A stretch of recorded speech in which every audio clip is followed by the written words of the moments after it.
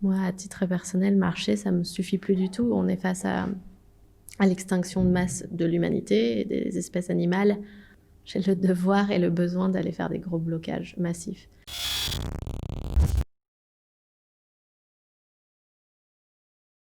Je m'appelle. Je suis membre d'Extinction Rebellion depuis quelques années. La première fois où j'ai fait une action, c'était d'abord à Paris et je me suis dit, il y en a marre de marcher, ça ne porte pas les fruits qu'on attend. Et du coup, je suis allée bloquer Total. À l'époque, c'était organisé avec Alternatiba, ANV COP 21. Et ça m'a vachement plu. Je me suis dit que c'est là où je devais être. Moi, c'est j'ai rejoint Extinction Rebellion il y a 1 an et demi. C'était à l'époque où donc je travaillais à la Commission européenne sur la politique environnementale. J'étais assez frustrée par ce qui se passait au niveau politique, au niveau législatif. J'ai été à une conférence organisée à la Commission avec des gens d'Extinction Rebellion. J'aimais leur mode d'action, ce qu'ils disaient, ça m'a parlé. Donc j'ai décidé de rejoindre Extinction Rebellion, au début dans la chorale. Et très vite, j'ai rejoint toutes les actions. Voilà.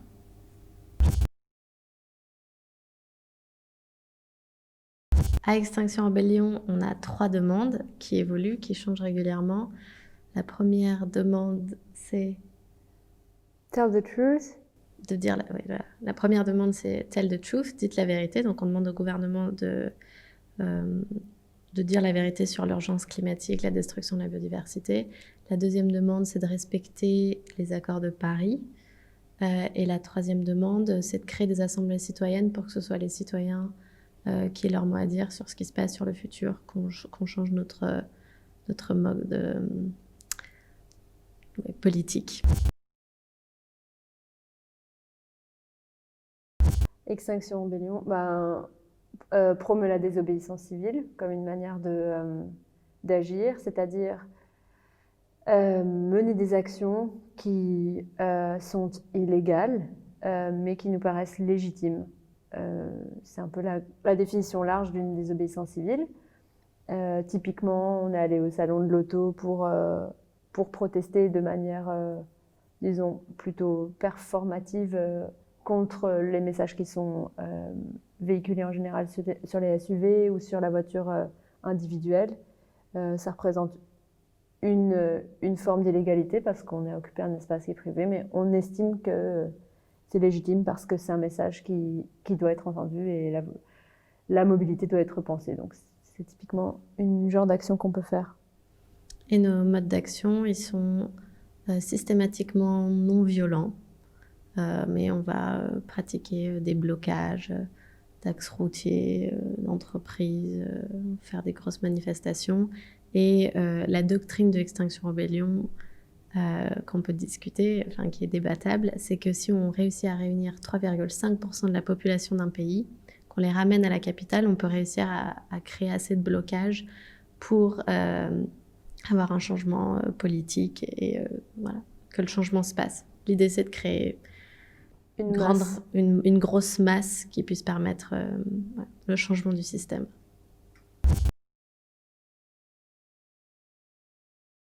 Alors, je pense que c'est important de dire qu'avec Extinction Rebellion, on soutient tous les modes d'action, on va dire, on partage les mêmes valeurs. Donc, on est là aussi pour aider pour les ZAD. C'est des projets qui nous tiennent à cœur. On fait aussi les manifestations.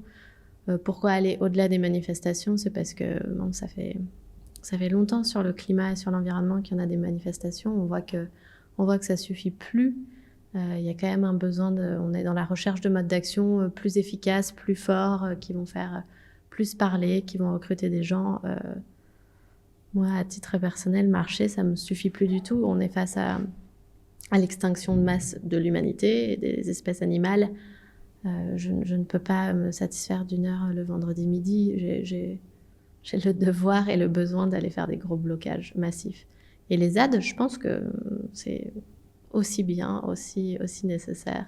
Et on le soutient tout à fait. Ouais, je pense qu'on soutient les formes plus radicales et moins radicales mais je pense qu'on va y revenir, mais de manière générale, la pluralité des méthodes. Et ce que dit Héloïse, et là où je suis tout à fait d'accord avec toi, c'est que c'est au niveau du besoin personnel et que nous, ça nous va pas de marcher. Moi, ça me nourrit pas ou ça nourrit pas mon envie d'action. Et quand je suis sur une action et que je vois que je fais quelque chose de fort et j'ai l'impression que je suis à la bonne place, et le soir, je rentre chez moi et je me suis dit, j'ai repoussé un petit peu la limite, autant vis-à-vis de moi que vis-à-vis des médias, de ce qui est accepté ou de ce qui est OK. Et tant que j'aurais pas obtenu gain de cause, obtenu une satisfaction dans les mesures prises par le gouvernement ou par autre chose que le gouvernement, si à un moment c'est autre chose qu'un gouvernement qui arrive, ben, je continuerai à pousser cette barrière-là parce qu'il faut qu'elle avance.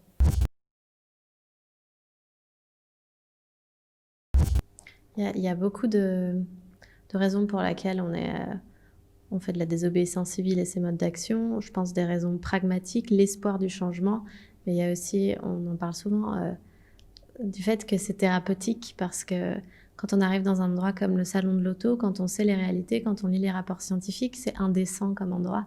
Et c'est indécent que les gens ne fassent rien, que tout le monde s'en foute d'être dans un monde où tout le monde est dans sa grosse voiture et que ce soit normal à accepter. Le salon de l'auto, c'est indécent. Les industries automobiles sont indécents, pas forcément les gens qui vont au salon de l'auto. Le problème, c'est les industries autour de ça. Et c'est thérapeutique d'y aller et de crier. C'est pas normal qu'au moins, enfin, on peut se dire que nous, au moins, on a essayé d'y aller et de dire que c'était pas normal, quoi.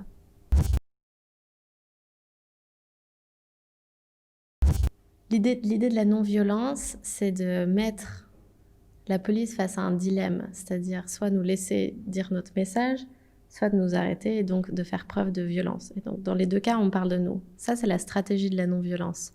Donc, enfin, tout le mouvement tourne autour de ça. Si on a Extinction Rebellion, on ne pratiquera pas la violence. Moi, à titre personnel, ce que je suis prête à passer énormément de temps à m'investir pour la lutte. Je suis prête à me faire arrêter. Je suis prête à régulièrement me faire contrôler par la police. Je suis prête à beaucoup de choses, ça c'est sûr. Des dommages, psychologiques. Ouais, des dommages psychologiques, oui. Faire face aux violences policières qui sont extrêmement fréquentes, qui sont presque systématiques quand on se fait arrêter. Donc oui, moi je mets en jeu mon corps, mon âme, mon temps pour la cause, et sous la bannière Extinction Rebellion, ce sera forcément des actions non violentes. Voilà.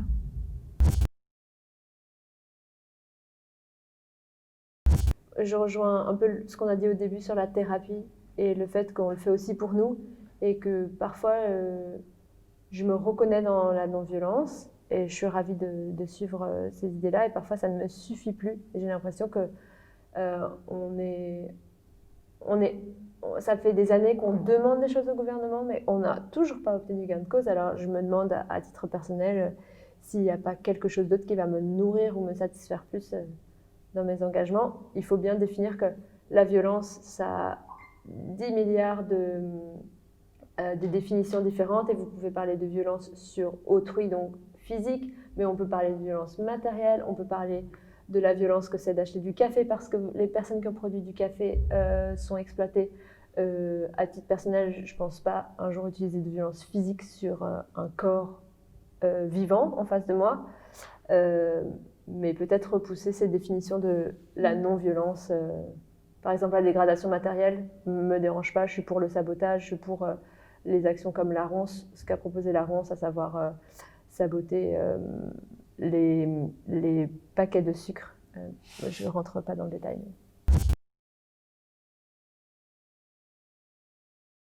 Il y a pas mal de personnes qui reprochent à Extinction Rebellion d'utiliser une non-violence qui convient bien au gouvernement, et que la non-violence est une forme de protestation qui est étatique et qui sert bien les pouvoirs publics.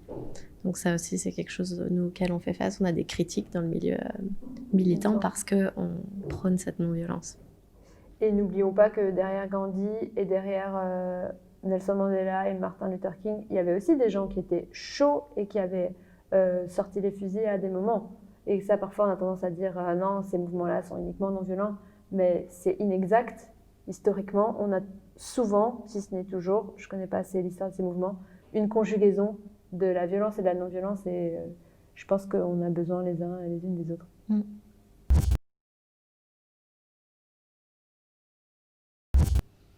Viens boire un coup. Viens boire un coup, non. On dit toujours il y a 1000 manières de s'engager. On n'est pas obligé de se faire arrêter. Ça peut être de la communication, de l'art et tout ça. Bon, il y a 1000 manières de s'engager. Ensuite, moi, je remarque beaucoup de gens de mon âge se plaignent qu'ils n'ont pas de sens. Ils ne savent pas où ils vont dans leur carrière, dans leurs amis. Moi, je trouve que ça donne un sens. Ça donne un sens à beaucoup de choses de faire ça. Ça fait rencontrer des gens extraordinaires. Ça crée des cercles d'amis qu'on garde, qui sont très solides parce qu'on vit des choses très fortes ensemble. Et c'est un développement intellectuel merveilleux de s'engager. Puis c'est nécessaire parce qu'en fait, moi, je l'ai déjà dit, je suis assez pessimiste. Je pense que ça va être très grave. Enfin, c'est déjà très grave ce qui se passe en ce moment. Il faut s'engager en fait.